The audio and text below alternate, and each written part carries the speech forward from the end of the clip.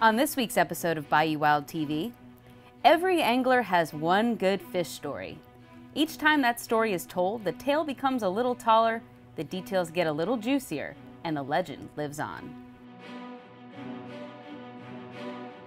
For 4 Gulf of Mexico anglers, what began as a Memorial Day tournament turned into a weekend they will never forget. A legacy to be passed down and an unforgettable big fish story.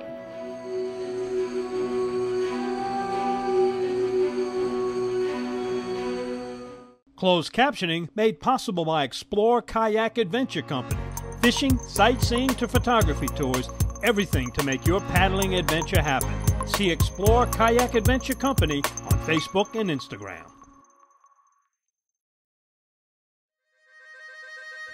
Every day, we strive to preserve traditions that have spanned generations. Around every turn of the bayou, Mother Nature reveals unique people, places, and experiences. And the bounty of animals and fish. Well, in Louisiana, we just call that lagniappe. I'm Don Dubuque. I'm Chris LeCoq. I'm Captain Martha Spencer. Join us as we document the adventure, Sportsmanship, and heritage that make us Bayou Wild.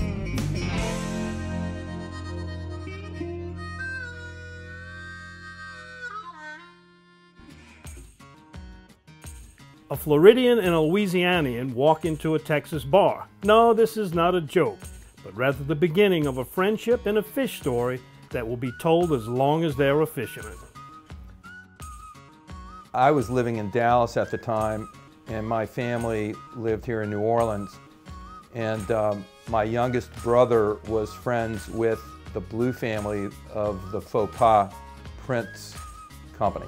So that was my connection to the first sport fishing boat that I ever was able to go on and allowed me to go on a regular basis.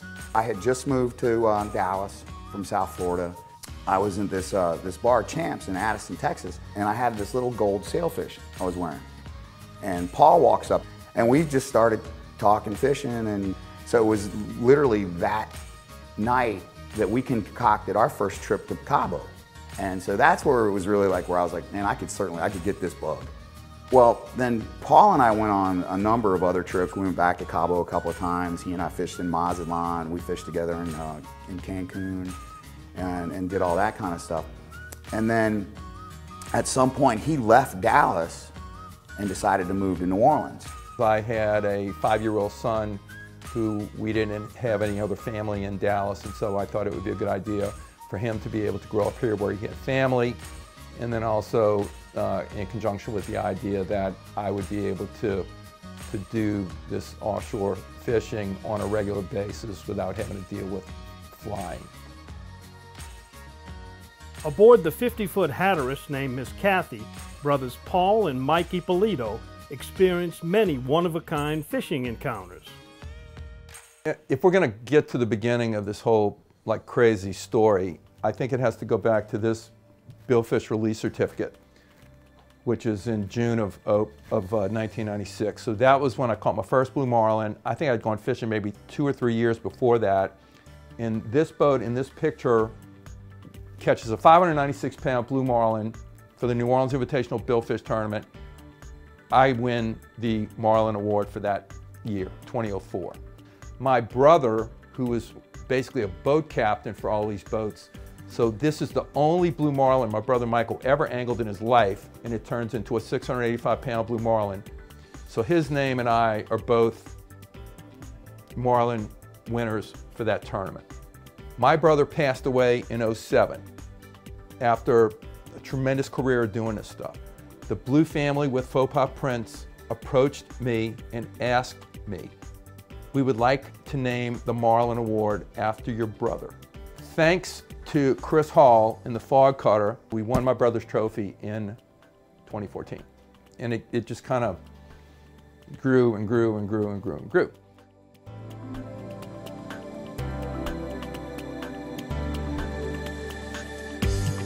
Coming up next, the story of Louisiana's biggest fish, as told by the men who landed a rare Gulf of Mexico giant.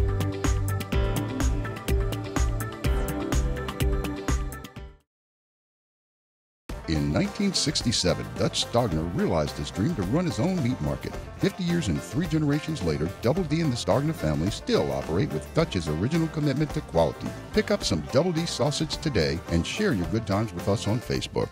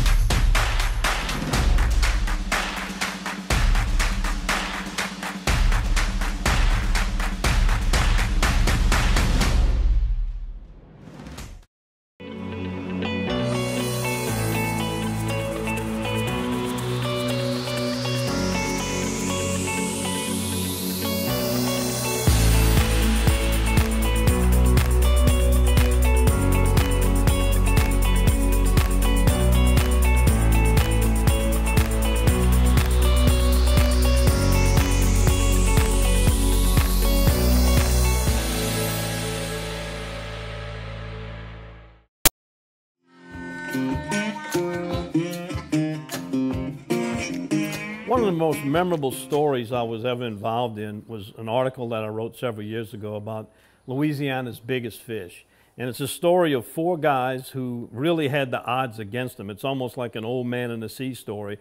They were underprepared, undergunned, underprepared, worn out, had just about ready to give up, and all of a sudden they find themselves attached to a giant bluefin tuna, which turned out to be the biggest fish ever caught on rod and reel in the history of Louisiana. And the story they tell and how that whole scenario brought these guys together for a long period of time is just a great story to hear.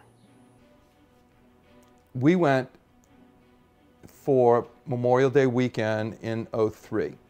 And the plan was to just go spend 3 days offshore and try to marlin fish, which is that was our primary target. And the weird irony is we almost canceled that trip because for whatever reason, we couldn't get enough guys. And if you're gonna go offshore and stay offshore, somebody's got to stay awake all night, and you really got to run this thing, 24 hours a day. I was supposed to be fishing on another boat, the Faux Pas, owned by Cleo Blue. So Mike called me, he's like, hey, you up to this? And he didn't know me, and I'm not sure he had much faith in me, but I said, yeah, I think I'm up to the task.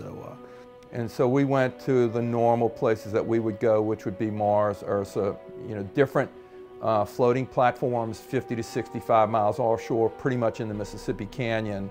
The plan was to fish Friday, Saturday, Sunday, come home sometime Sunday morning, midday Sunday. If you draw a picture of what are the greatest fishing conditions, you want to look for the rip, you want to look for the color change, you want to look for weed, birds and bait and all that stuff was there, and we weren't catching anything.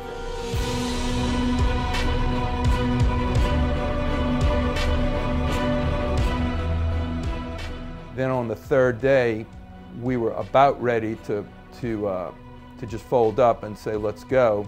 But then we had heard about a line that had been forming to the north of us, which was on our way back to South Pass. And so we figured, why not go up there and just at least investigate it. Mike had seen what he thought was a school of bluefin, but nobody'd seen bluefin down there in decades. And within moments, we saw what were these bluefin tuna jumping in front of the boat. And the line was kind of dead. I mean, we had heard about things, we hadn't really seen anything. And Mike and I looking forward, and I saw something, and I kind of looked at him, and he looked at me, he's like, did you see that? I said, did you see that? And it looked like a Volkswagen eating a peanut. I mean, just boom, and gone. Line starts screaming. Nothing like I've ever seen in my life. And we knew we had something significant, and we also knew that if we didn't do something about it fast, we were probably going to get spooled. Patrick and I became deckhands, and then we got Ron in the chair so he could angle, and then my brother Michael dealt with, captaining the boat to deal with that side of it. And I think we probably just ran backwards for the first hour. But for a couple, 2-3 hours, we just kept going back and forth, back and forth. The rod's been completely doubled over. I start seeing a little hairline crack in the rod. And the best way to honestly do it is to put your feet on the footboard and you kind of stand up. and then you reel as you stand up, and when you come back down, the rod does the work. Well, Ron didn't want to try to stand up for fear of being ejected from the boat. I'd get 5 feet, it'd take 10. I'd get 10, it'd take 5. So we just kept putting Dawn soap on the chair, and he just would keep sliding back and forth. And I mean, there were points in this fight where we would get at a standoff, and then as it would just slowly take like an inch or so of line out, you could hear the line like ping.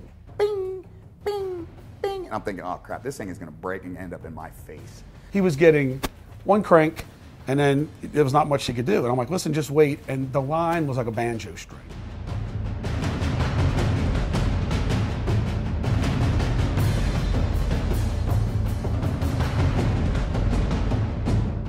About 45 minutes into the fight, she came up, and she started coming. The boat's running forward with her, and she came up sideways, and it's the first time we saw her. And I just looked at Mike, and I was, nope.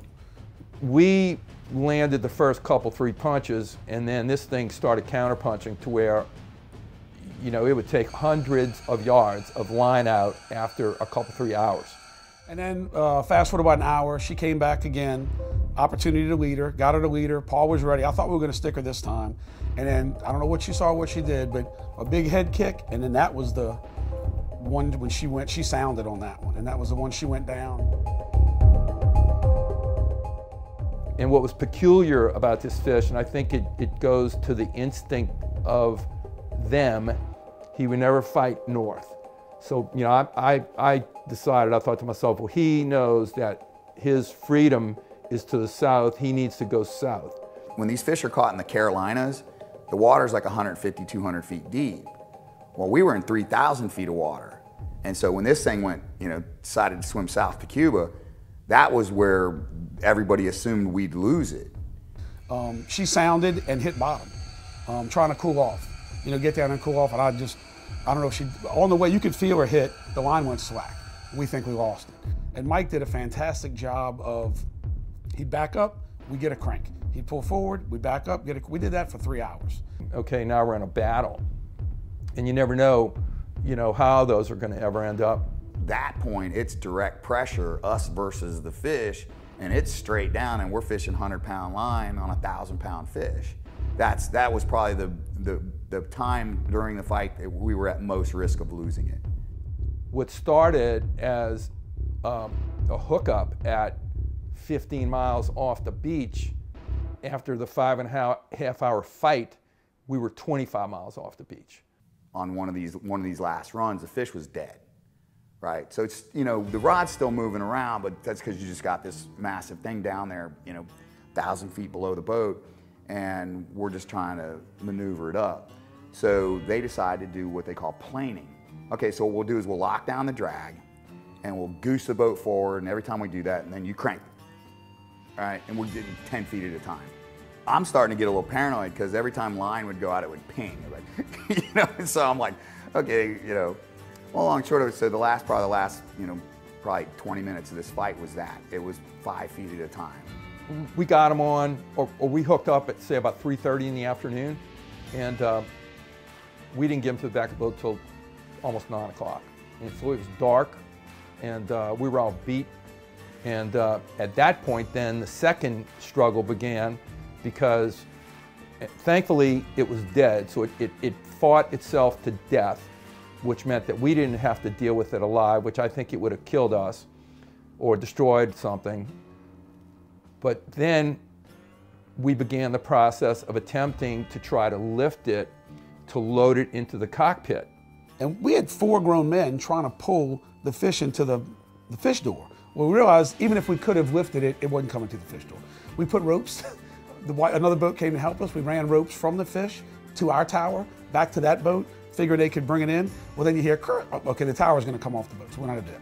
At some point, we kind of get together and go, you know what? We're gonna have to drag this thing in.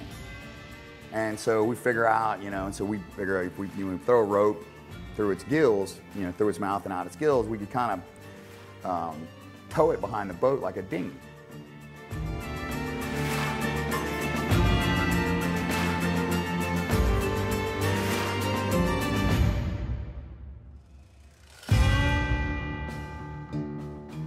So I'm on my chest hanging out of the back of this boat with this fish right here with my arm down its gullet, thinking if a shark comes and hits him now, I've probably got a problem.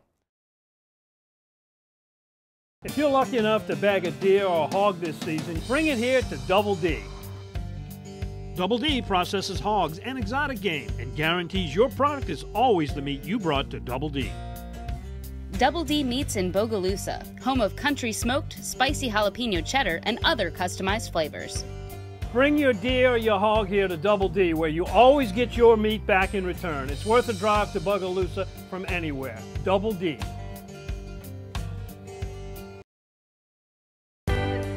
Looking for cleaner energy? Propane can do that. When you are cooking with clean, affordable propane, you're cooking with gas. In the wintertime, nothing heats a home like Louisiana propane. And when you need hot water, propane's got you covered. Oh, and you won't regret that propane generator when the power goes out. Fuel for our future! I'm Miss Louisiana Courtney Hammonds. For more information and to find a propane dealer near you, visit louisianapropane.com. She sounded and hit bottom, trying to cool off. You know, get down and cool off, and I don't know if she, on the way you could feel her hit, the line went slack. We think we lost it. At that point, it's direct pressure, us versus the fish, and it's straight down, and we're fishing 100-pound line on a 1,000-pound fish. That was probably the time during the fight that we were at most risk of losing it. What started as a hookup at 15 miles off the beach, after the 5.5 hour fight, we were 25 miles off the beach. So I'm on my chest hanging out of the back of this boat with this fish right here with my arm down its gullet, thinking if a shark comes and hits him now, I've probably got a problem. The funniest thing is I tried to actually video, but it was too dark. But it literally was like porpoising behind the boat as the water was coming through it as we were dragging it. It was the funniest thing in the world to see. We towed him at a very slow speed, back. And so we're 25 miles away at like 5 knots. So it took 5 hours to get back to Port Eads, which is where we took him at the mouth of South Pass. Word got out on this like wildfire. And we had like 15, 20 guys at 4:30 in the morning out on the dock wanting to gawk. And this fish began to emerge, out of the river. That's when all the oohs and ahs started. Once we tied up to Port Eads, and Joe Yurt was coming down to weigh the fish, so never really seeing the fish, in the full perspective. When it started coming out of that river water by the tail and just being raised and raised and raised, it's just, then you see the enormity of it and you're like, wow, this is incredible. We found out later, that it had been, I think, probably 30 years since anybody had caught a bluefin in Louisiana. And the record that we beat, I think, was around 750. So not only was the record there since the 70s, but we slaughtered it.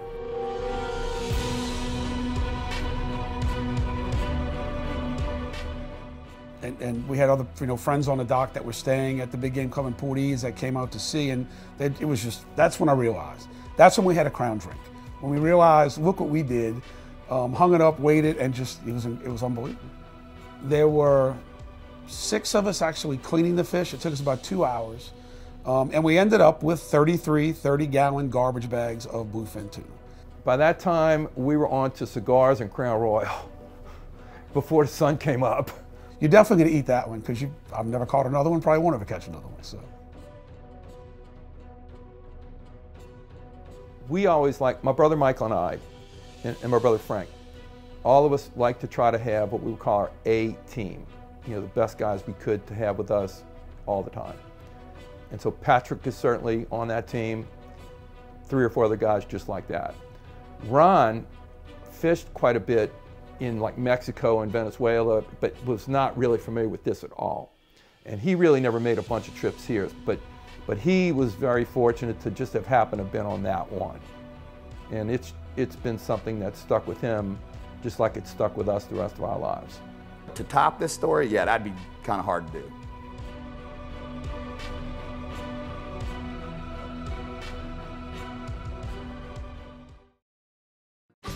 I've been using Louisiana fish fry products so much, even the kids are getting into it. Find the yellow bag, pour and boil, a great crawfish every time. And whether you're boiling crawfish, shrimp, or crabs, Louisiana fish fry products use the perfect blend of garlic, onion, spices, and salt for your seafood boils. So look for the bright yellow bag and pour and boil with Louisiana fish fry products.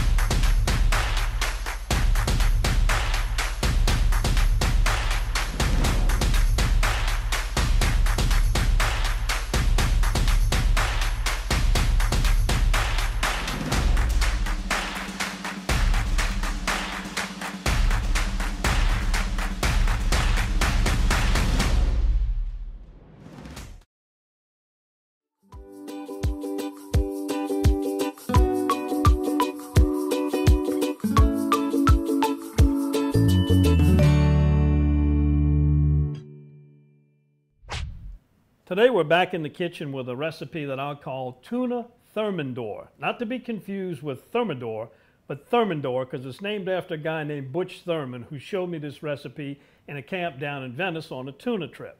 What we start off with here is some yellowfin tuna, Gulf of Mexico yellowfin tuna caught through the compliments of Captain Martha Spencer and John Cole of Southern Catch Charters. Now what we've done is just cut these into tuna steaks. I've marinated them, it depends on your liking. Now tuna's got a very good natural flavor, so you don't want to overpower it with our marinade, which is Kikkoman's teriyaki marinade. I usually marinate it for about 2 hours. You might want to go a little less or a little longer depending on how much teriyaki flavor you want in it. The only other ingredients that we use is the Cajun seasoning from Louisiana Fish Fry, which I use like a salt and pepper. And you want to put it on there pretty liberally on both sides. Sprinkle it on there on each side. You can see how changed this color this tuna is because of the marinade. It gets it that nice brown color. And it's pretty much ready to go. Now normally I would be doing this in a black iron skillet, a cast iron skillet. But today I'm using a new pan. I'm testing it out. It's called the Rad pan or the Radical pan. It has all the good properties of black iron. It holds the heat, it retains it. It gives it a very good flavor, but none of the cleanup. It's a non-stick surface. So we're checking this out as well as our recipe. Again, we've got our tuna steaks that are marinated. They've been seasoned with the Cajun fish fry, and we're putting them into the hot olive oil. You don't want to let these go too long. Again, it depends on how you like your tuna. Do you like it rare, medium, or medium?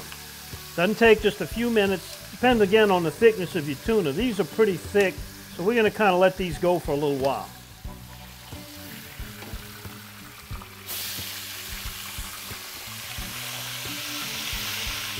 Now we got them turned over. Let that other side brown up a little bit. The big pieces are much more difficult to work with than a small thin slice. And it's ready to go. Pretty simple. Now this is maybe not as rare as you're liking it. It's kind of a medium.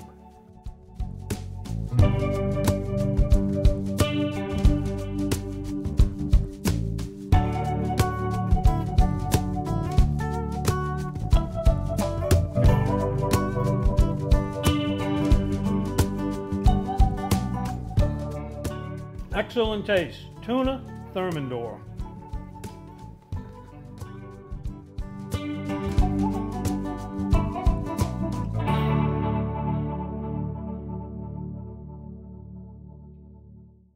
We love our children. We protect them. We guide them. We prepare them for life in the world. With all that we do, from deep in our hearts, we cannot control all things. Life-threatening illnesses and disabilities affect far too many of our children each year. While we cannot change the circumstance, we can make dreams come true. Dreams to provide hope, to provide spiritual healing and strength, to provide moments of happiness and relief in the hardest of times. We can give a glimmer of light and hope in a time of darkness and despair. Join huntofalifetime.org to help make dreams come true, to provide hope for children with life-threatening illnesses and disabilities. Hunt of a Lifetime is a nonprofit organization fulfilling dreams for hunting and fishing trips to youth 21 and under with life-threatening illnesses and disabilities. Visit huntofalifetime.org to learn how you can make a difference.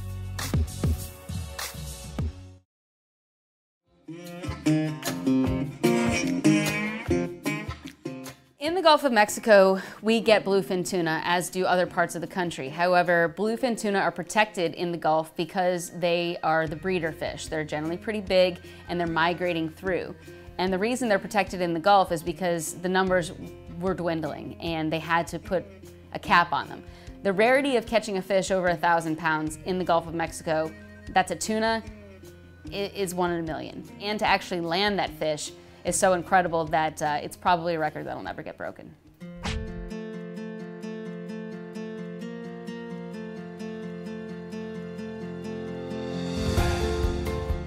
For the 4 men aboard the Miss Kathy, landing Louisiana's largest fish that Memorial Day weekend years ago is a story that will never be forgotten.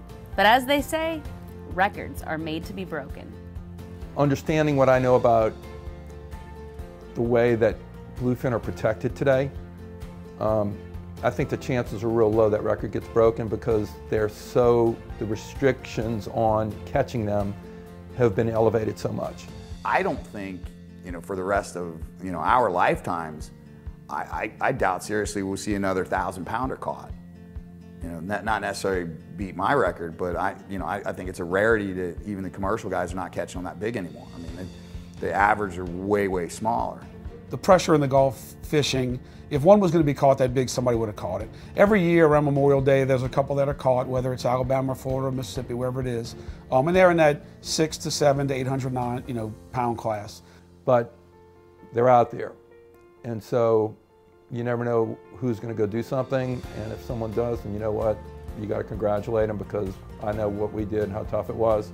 So yeah, I think there's luck, but I think the luck ends when the fish bites, and then it goes to skill. Look, I hope somebody does. It's a great experience, and we don't have to keep telling the story how we caught the biggest one ever. Somebody else can tell that story. So.